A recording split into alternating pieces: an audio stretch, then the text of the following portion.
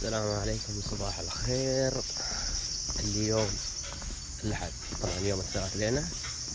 حاليا طالعين كياكينج.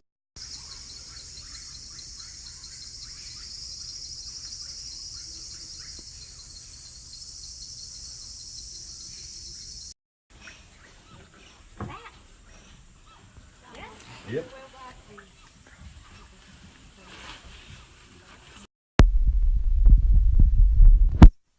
Haven't seen him in flight.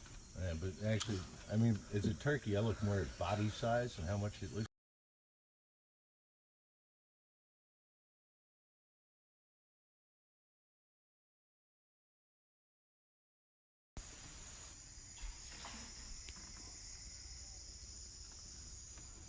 See, this is the thing that I thought was an anaconda. Like he's very cool. It's overcast now. Right. Does that mean that in the afternoon it will like burn off the overcast and be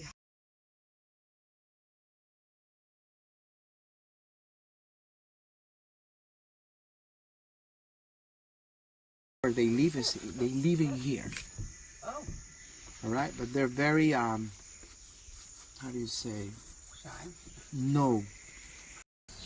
4 layers? Okay. I know, I'm trying to remember. No, I do remember since I don't count them, but this is we left what is called the undergrowth. Then from there, canopy level, 30 up to 45. Whatever is over 45, we're not gonna be in the canopy. We're gonna be above the canopy. So typically, the only trees that they reach that level, Right. the tree was already here. Founding fathers, the Declaration of Independence in our country. Yeah. Come out. Do you see that bird of prey in the distance? I don't know if it's too far, but you might probably you can get a picture or not. See what?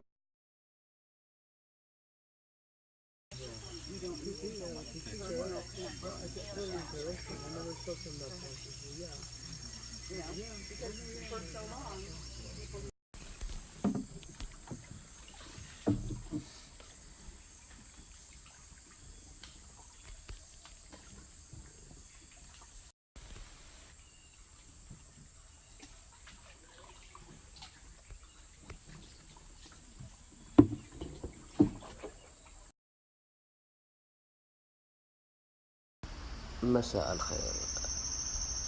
خلنا نتكلم وياكم شوية عن المكان اللي أنا فيه، وهل يصلح للأفراد والعوائل ولا لا.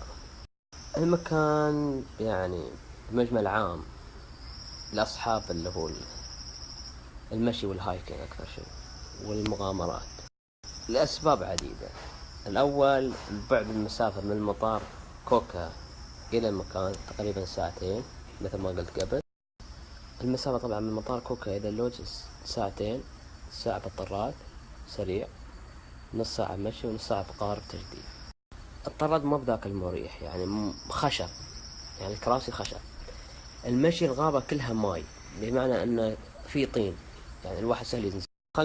خليكم الصورة، هو ما بنظام تخويف، لا يعني بالعكس، أنا شوف مرتاح للمكان ولو عندي وقت بيطول فيه، ولكن ملزوم بشيء. المكان مثل ما شفته قبل يومين، في أفاعي، في قردة، في زواحف، في عنكبوت، في حشرات، في أشجار أقصد بالأشجار المضرة هي الأشجار إذا أوراقها تلمسها تسبب لك حساسية، خاصة إذا الإنسان عنده فوبيا من التحسس بشيء، هذا مضر. خلينا نظام الترفيه أو خلينا نظام التور هنا عندهم يختلف عن مكان ثاني. هنا غالبا مشي، في مشي عقب الفجر، يعني الساعة 5 يدقوا عليك الباب، 6 ونص طريق وانت تمشي. في بعد الظهر اللي هو الساعة 2، في الساعة 4، في بعد الساعة 4، وفي بعد العشاء اللي هو الساعة 8 ونص. هذا يسمونه المشي الليلي. المشي الليلي انك تمشي بكشاف والدنيا طين. نظام غابات الأمازون جوها رطب جدا، خاصة في النهار. في الليل شوي بارد، مش بارد، وممطر. هنا ما في تنبأ، يعني تسأل تقول لهم في مطر الجو، يقولك والله احنا ما نعرف.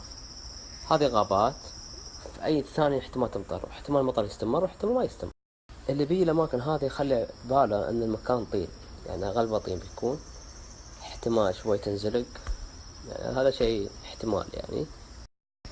الجماعة هنا ما مقصرين، موفرين يعني ما تقولون مسوين مسارات خاصة، ولكن بسبب كثرة الأمطار والطين وهذا بدأت تتهشش وتطيح تكسر. هل يصلح العوائل؟ أنا أقول لا، بالنسبة لي أقول لا. في عنا عوائل يبين أطفالهم بس، ولكن العيال أجانب، العيال أجانب متعودين على الأجواء هذه وعايشين. شباب بنات اللي يحب المغامرة أنا أقول أنصحه وبالقوة بعد. أنا لو عندي وقت بطبق، بس مشكلة إني ملزوم بأشياء ثانية وما أقدر أغير. الأنشطة الموجودة هنا عندك البرج، في برج وفي برج على فوق الشيارة، يعني يعطيك هذا منظر كامل على الأمازون من فوق. زيارة اللي هو أحد القبائل الموجودة هنا، طبعا تبعد نص ساعة المنتجع عن المكان اللي أنا فيه.